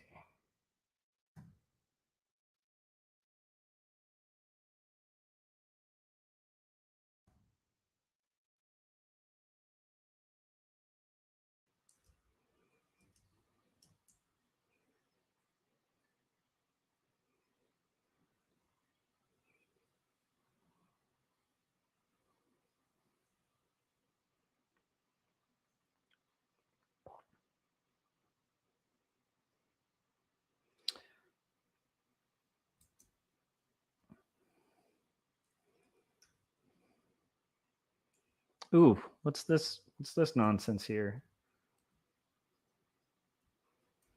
There we go. And I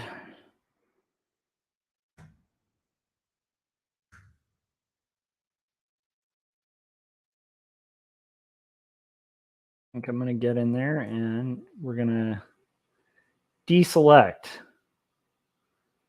a lot of this shelf.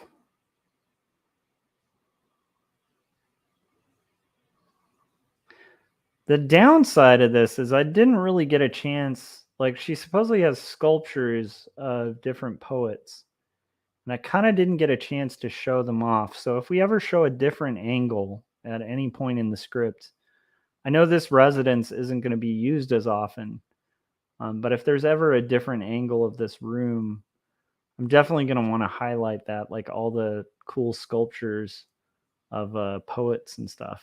I think it's a unique thing about her room that would be kind of a shame if it didn't show up. But also for practicality's sake, I think we're just kind of getting the room we get. It's as historically accurate as I think we're going to get for this particular view of it. I do want to get, and we're not trying to get too heavy into shadows, some like mild suggestions of lighting, as mild as possible. But if we have that flat to just kind of get there a little bit, that's okay.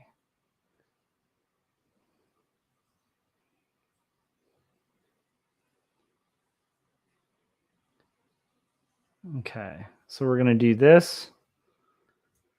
And now we're going to get into, what do I want the frame to be? Would the frame be kind of this lighter? Yeah, the frame's going to be that lighter brown. Then it's going to have an interior trim that matches. Oh, wait a minute. What am I doing? The frame is going to be this brown.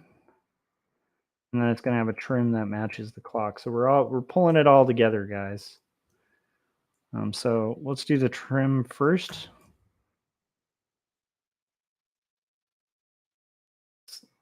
Little trim in here. Or matte, or whatever you want to call it.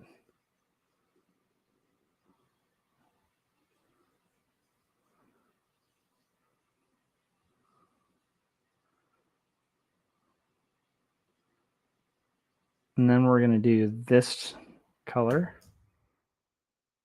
Yes. And that's going to be the color of the frame. Her drapes are going to be matching the Chase Lounge.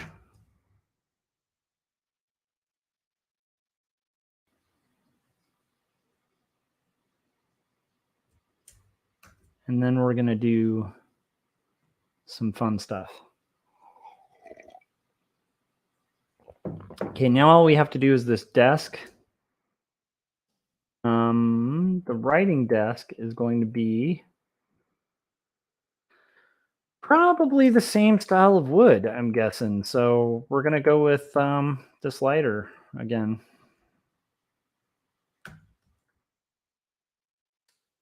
And in this case, we're going to kind of deselect everything around these tiny items.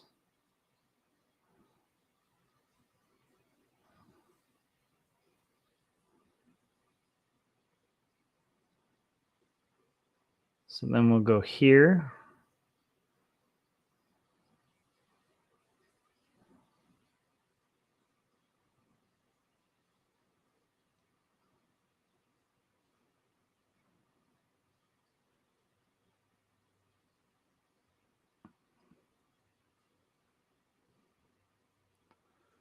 And hopefully this is slightly interesting for you guys. I know I'm not like talking a ton. It's part of why I'm not like having, like quite often when I'm doing these, I'll have people on to hang out, but there's like so much focus required kind of to make this work.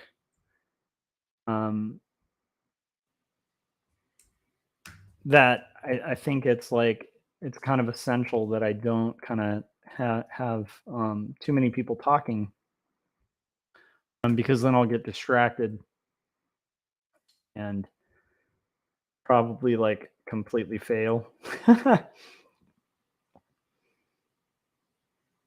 Oh, I want to fix that selection there.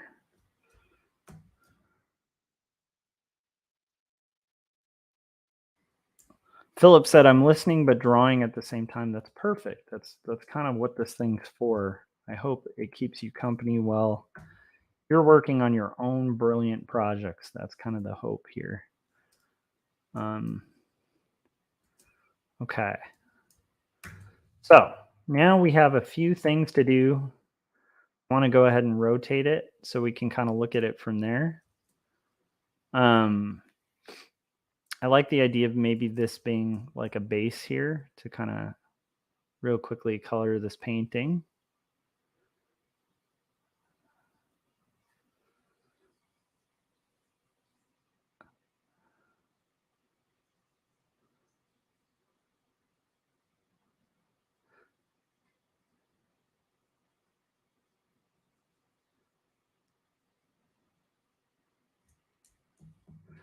And then I think that I want it to be almost like it is a painting of Elizabeth or something.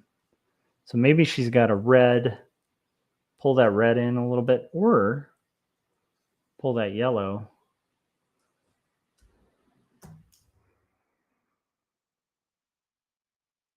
Nope. We're going to pull that red. Kind of like that yellow being there just to fill that area.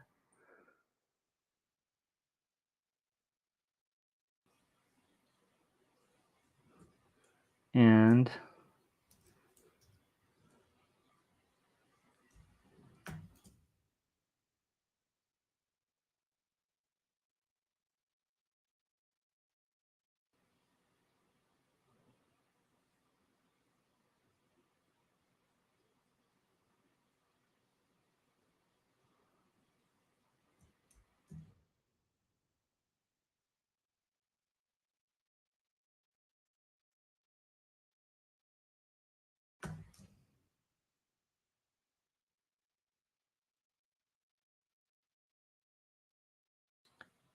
we're getting there, guys. We're getting there.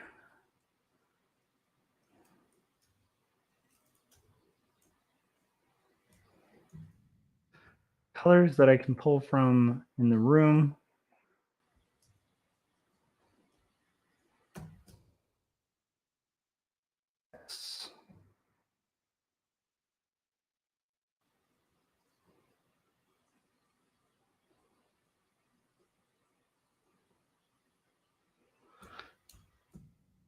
What else?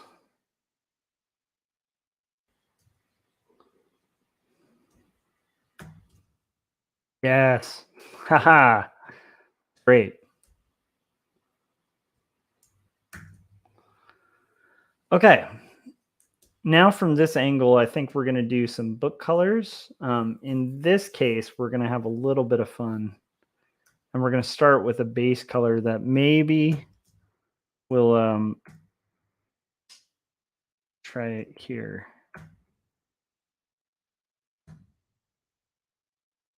Maybe it's going to be like a slightly complementary bluish with like, but more in the grays area. Okay.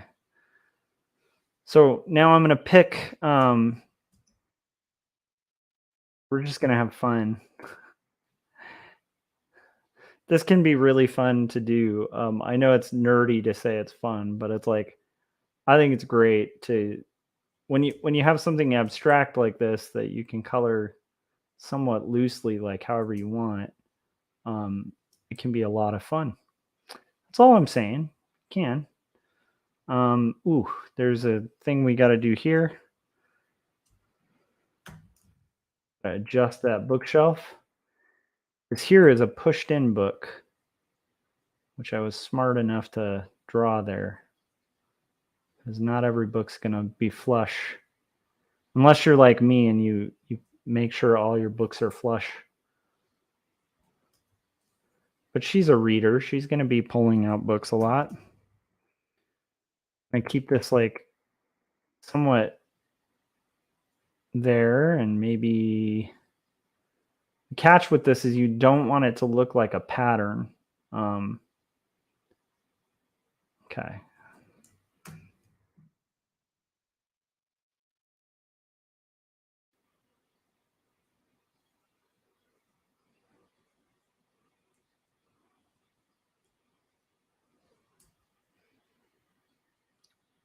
Now we're going to deselect some of these.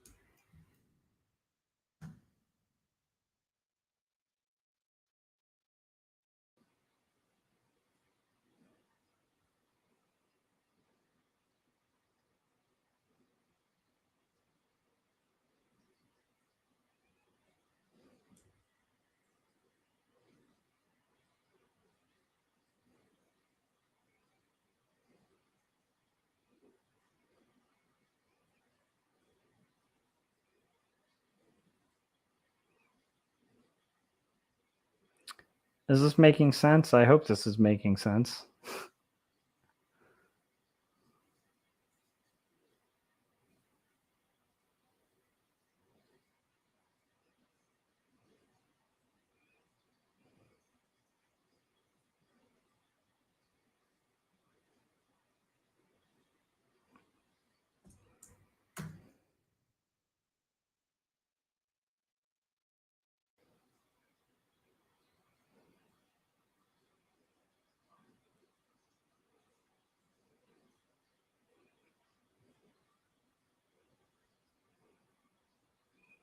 And we're going to go with like a reddish tone here for some of these tomes.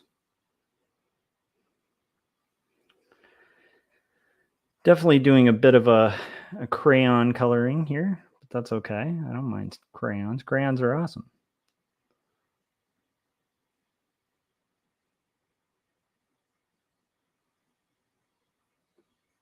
Tomes of books. Crayons of books. Okay. And we're just going to do one more kind of a deeper blue, purplish. And this will be like kind of more like the gray to bring a little levity in that bookshelf. Boom. I think we're done. The only thing I'm unsure about is still that blanket. Whew.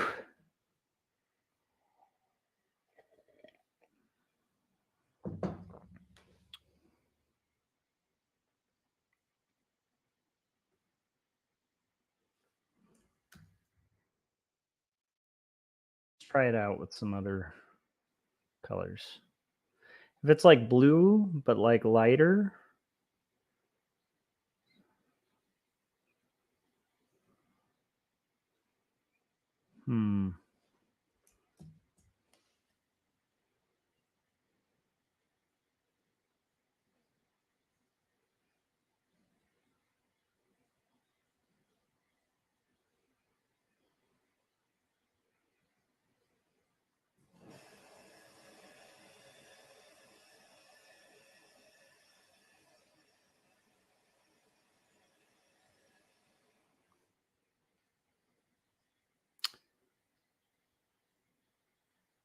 I think it might just need to be a little more in the blue realm. Like maybe it matches the pillows. Let's check that out.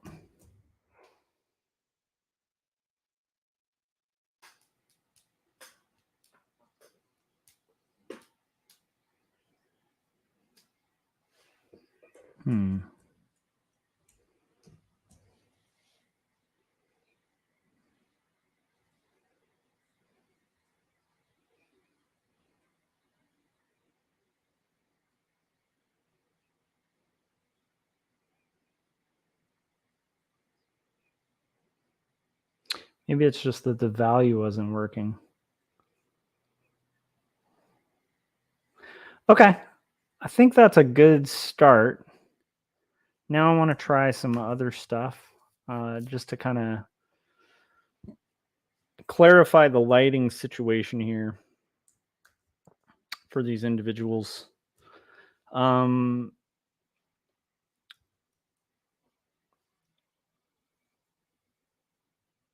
Okay, I'm going to do a little bit of a color hold on the flame because I do kind of think the flame, you know, when you're doing something like flame, it's good to not have black line around it. Even though I'm trying to avoid color holds, I think that might work really well to kind of brighten it up a little bit. Right, that's going to brighten up the room just a little bit. Maybe it's a little less clear of a color hold. Maybe it goes to like a red or something. Maybe when we color hold it, we get really sneaky with the color palette and it matches the matches her no, I like it kind of glowing a little more. Okay. Getting closer. Now we're going to do, I want to see if it's going to be beneficial to have just a little bit of white lighting. Oh, that was the wrong brush there. So if we have just a smidge of like some light coming on to the edges, maybe to her too, maybe to her pillows.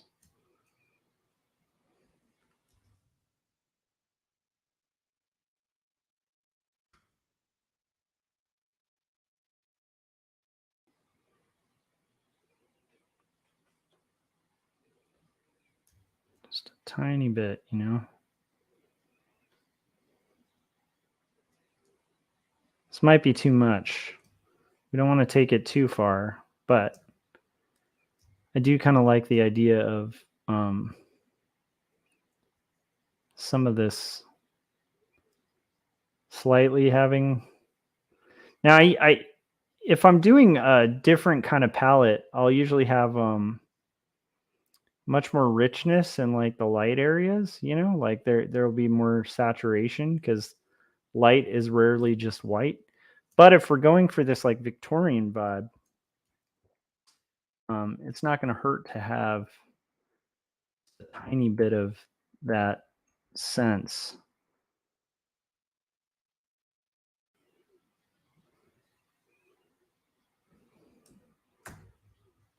Just to like establish the lighting just a tiny bit more. We could go way further and like render this to just full realism, but I don't think we want to do that. I think we just want to give a real hint, because I don't want to do this for every page either. It'd be a shame to have to do on every single page, adding that extra touch. But I think for this, it might behoove us to have a little bit of that, I don't know. Now I'm going to ask you guys, what do you think, with or without the light source? I feel like with does it, you know? I feel like if I turn it off, it doesn't. So when you're watching this, just let me know in the chats. If you guys are listening, just stop. Maybe you're listening and working. Just stop what you're doing for 2 seconds and take a peek, and say with light or without. With light or without. Okay. I'm kind of leaning towards with light. I also think we do need to darken her skin just a little bit. I'm going to go ahead and save this. And I'm going to see what happens when we add just a tiny semblance of light here. That might be too much because I do like it real simple. I think if we add like just a smidge of,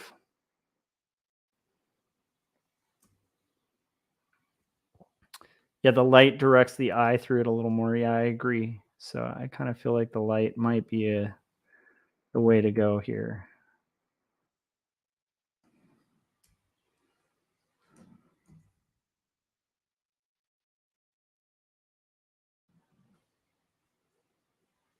Now, light on her might be a little much. But I do feel like it's like so zoomed in, it wouldn't hurt to have just a little bit.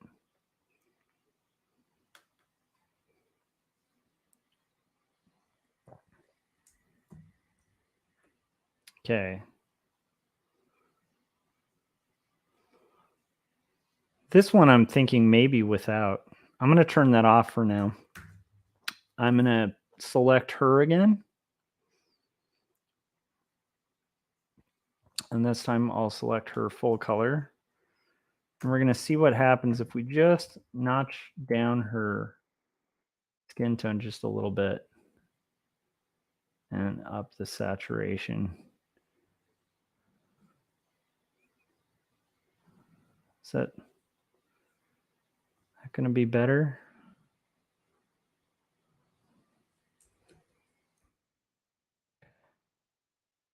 I'm going to look at it again.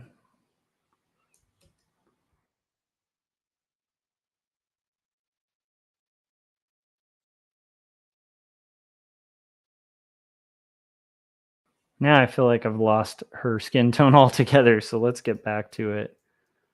That's at 7 and 9, so that's barely a color.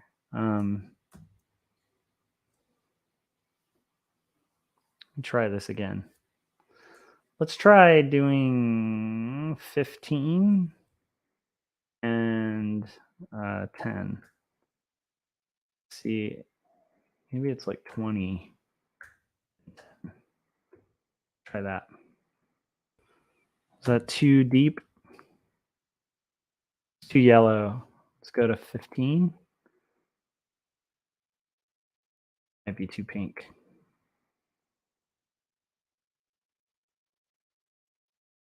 You know what? The lighter color worked. Let's go back to our original skin tone because I kind of dig it for Elizabeth.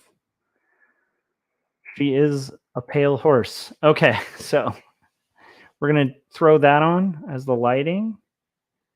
And then I think there's one other thing I'm wondering about, and that's going to be, do these dividers work? Or should we have kind of like a, should it be in white? The line kind of dividing them. So let's play with that real quick to see if that makes the page read a little better. I think so far I'm pretty darn happy with it.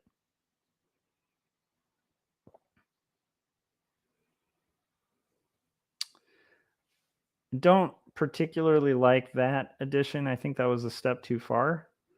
We don't need everything to be rendered. So I do like this. I'm going to go with Philip. I think that's ideal. We're going to do one more thing that might be what's bugging me about this page, but let's see.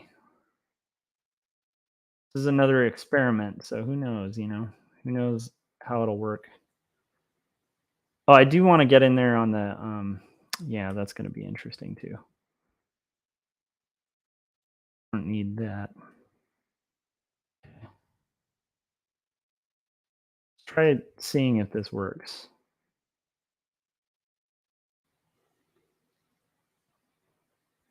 Like, would it be too much to have like a white divide between the borders, or is it nice that the borders kind of read? I think I'm overthinking it. It's nice that the borders bleed. Okay, I'm overthinking it. There's one last thing to make that white work, and that's going to be here, where it's going to really show the glow of that fire. Because again, the fire is supposed to be like the brightest light source in the room, and it doesn't make a lot of sense to have the fire not be sort of bright. So we're going to kind of do that to just really highlight how bright that fire is. I'm pretty happy with that, you guys. I'm going to call it. I think we're done with this page. I'm going to go to View Extras, turn that off. And then I'm going to say save. And I'm going to say I'm happy with that page. That's going to do it. So, oh, Philip said, I keep forgetting you're also on Twitch. Yeah, that's true. For anybody watching this, if you want to help me out, on Twitch, once this stream is done on YouTube and you've made sure you're subscribed and you're following, if you have a Twitch account, make sure you're following me on Twitch too. My Twitch follower count is like 10 or something. It's something really small, because I primarily do this through YouTube, but it'd be fun to see the subscriber count and the follower count grow on Twitch. Philip says it looks really nice leaning back. It's almost like an oil painting. Thanks. That's the goal. So I'm trying to make this like feel very Victorian. And just so you guys can see it, I'll kind of give a real zoomed in look so you can see some of the detail in there. I'm happy with this. I'm actually pretty happy with it. So page 6 done. Now I'm going to go to this full cam and say thank you guys who've watched. Philip said YouTube is about 10 seconds behind Twitch. That's interesting. I think there's a bit of a lag on YouTube today. Thank you guys so much. Those of you who've watched, who have contributed. I really appreciate when I was streaming earlier, when people give me super chats. That was really nice. I appreciate those of you who follow, who are picking up my books, who are showing any support, who are hanging out in the chats, who are doing anything to kind of support what I'm doing.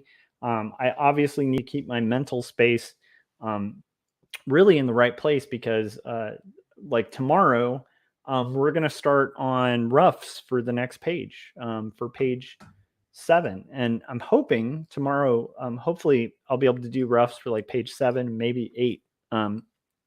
So we'll see. But time is good. And today took a lot less time. I'm really excited that I got most of this page done in a day, which is really, really kind of promising to know that that this might be possible. Anyhow, thanks for the feedback too. Philip said, sometime I'd love to ask you some questions about your writing process on your own books. Dude, I am 100% open, and maybe on our next stream or something, you can shoot me any questions you want to ask. I'm more than happy to kind of get into it because I love the writing process. Thanks again to everybody who has just been supporting this channel, watching my stuff, and also rooting for me on getting things like this done. I really appreciate it. I'm really excited about that page. I'm excited to print it up and send it to my publisher. So that'll do it. If you haven't yet, make sure you guys have picked up a copy of Two Stories, the graphic novel that talks about my journey dealing with depression and caregiving for somebody with panic disorder, as well as growing up as a comic book geek and cosplaying as Indiana Jones for an entire year at an elementary school when cosplay wasn't a thing, as well as some heavier topics like suicide and again, like anxiety and stuff like that. So it's a comic that I really like. It's about my journey to kind of finding faith, and it's part 1 of a 2-part series. Part 2 I'll be working on right when I'm done with this not death but love book that I've been doing. And you can pick this up. You can purchase it on Amazon and have it shipped to you probably by tomorrow. I'm not going to guarantee that, but they tend to have really fast shipping times. And if you have Amazon Prime, it's free, which is pretty cool. So support me and get this book, and maybe ask your local library to get it, as Frank mentioned in the chats a while ago, which I really appreciated. That's a good point. Libraries are huge. The other one is Jacob's Apartment, which comes out in June, on June 7th. And this is a book that's a doomed romance, slice of life story in the vein of Eternal Sunshine for the Spotless Mind or Ghost World, where it's about 2 young people seeking identity and finding each other, and also finding interlocking lives and dreams. So their dreams start kind of interweaving, including dreams where they see themselves as their own childhood toys. It's a pretty meta, kind of crazy, awesome book. And this comes out on June 7th. I'm very proud of it. 138 pages. And Graphic Mundi is a great publisher. If you want to know more information about that, go to graphicmundi.org or to my website, and that'll do it. I'll see you guys on my next live stream, which will hopefully be tomorrow. And also, I forgot to mention, it's almost Easter. We're like about 30 minutes away from Easter. So make sure you guys have a happy Easter. That'll do it. I'll see you on the next live stream, and appreciate you all. Bye.